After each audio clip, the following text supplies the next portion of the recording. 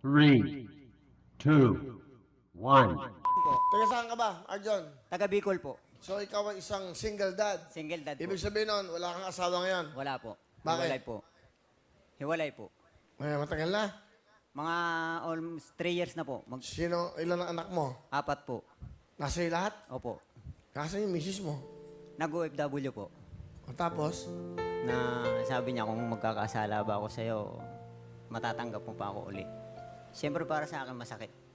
tinanong niya yung kung sakali o nagkasana na siya. Yun ang tanong ko. Sabi ko, bakit nagkasala ka na ba? Sabi niya, hindi na siya sumagot.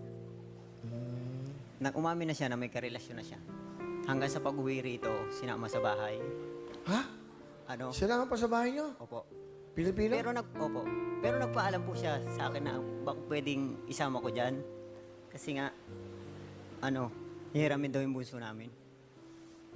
Pumayag po ako. Pumayag ka? Para sa mga bata, gusto nila makita eh.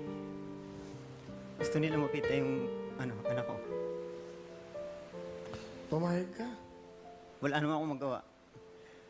Kasi talagang kahit na ano bang sabihin ko, ayaw niya eh. Pumayag na lang po ako.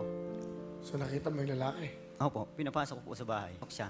Kasi hindi po siya pumapasok eh. Tapos yung pinakilala po sa anak ko, masakit. Kasi nakakapanghinayang. Almost 16 years po kaming nagsama eh.